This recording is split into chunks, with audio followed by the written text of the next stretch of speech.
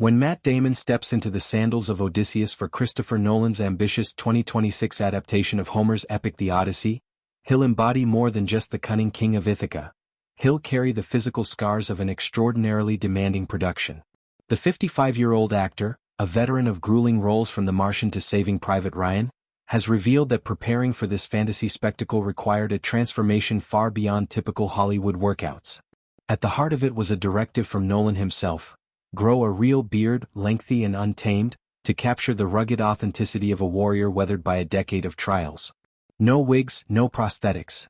Just the slow, itchy evolution of facial hair under the relentless scrutiny of a director allergic to artifice. "I'm not a big fan of wigs and fake beards," Nolan explained in a recent Empire magazine interview. "You want the physicality of real hair so that you can put a fire hose on the guy and do all the things we need him to do." This insistence on realism underscores Nolan's filmmaking philosophy, where every element, from practical effects to actor commitment, serves the visceral immersion of the story. For Damon, father to 4 daughters and no stranger to on-set rigors, cultivating such a beard marked uncharted territory. "I'd never tried to grow a beard that size," he confessed, humorously noting the domestic hurdles. "I mean, there are about 100 things to take a beard off my face before it can get that long, starting with my kids. But yeah, he wants it all real." This light-hearted aside belies the deeper challenge, as the beard became a symbol of surrender to the role's physicality. Odysseus isn't a polished hero. He's a survivor, his appearance a map of battles, shipwrecks, and divine wrath. Damon's commitment extended to the production's locations, each one a gauntlet of environmental extremes, from storm-lashed seas to arid terrains evoking the Mediterranean's ancient perils. Upon returning home, he confided in longtime collaborator Ben Affleck about the ordeal. "Every location on this movie would have been the toughest location on any film I've ever done," Damon recounted.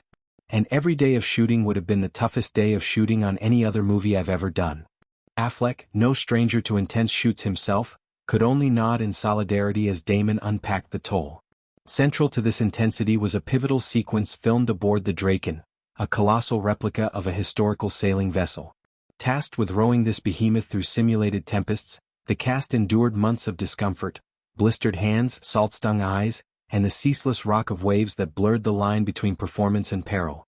A lot was asked of them, there was a lot of discomfort, Damon reflected. And they were just stalwart, you know? They were there for 3, maybe 4 months of it. This camaraderie forged in hardship lingers.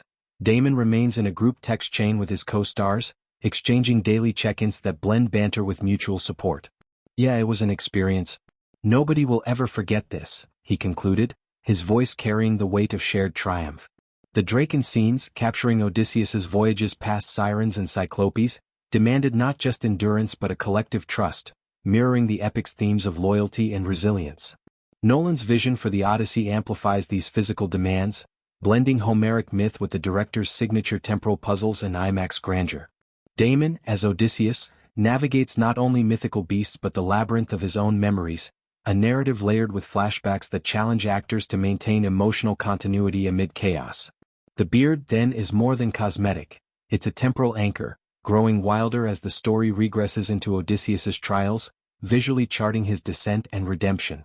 Damon's preparation involved immersing in the text, poring over translations from Robert Fagles to Emily Wilson, while training regimens incorporated ancient Greek-inspired conditioning, weighted carries evoking the oar, endurance swims simulating sea crossings. Yet, the real transformation unfolded on set, where Nolan's aversion to digital shortcuts forced ingenuity. Fire hoses doused actors to mimic deluges, practical rigs hurled them across decks. "He wants it all real," Damon reiterated, a mantra that permeated the production. This pursuit of authenticity resonates with Damon's career arc, from the intellectual sparring of Good Will Hunting, co-written with Affleck, to the visceral survivalism of The Revenant. The Odyssey marks a pinnacle, merging intellectual depth with bodily extremity. Odysseus, the man of twists and turns, demands a performer who can embody guile as fluidly as fortitude, and Damon's bearded visage promises a fresh take, less chiseled Adonis, more battle-hardened everyman.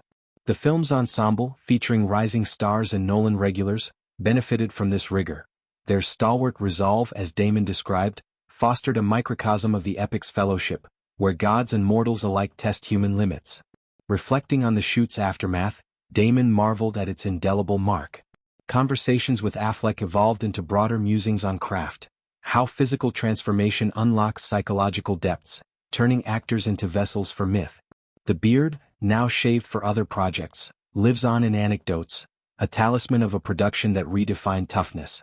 As the Odyssey gears toward release, anticipation builds for how Nolan alchemizes this grit into spectacle.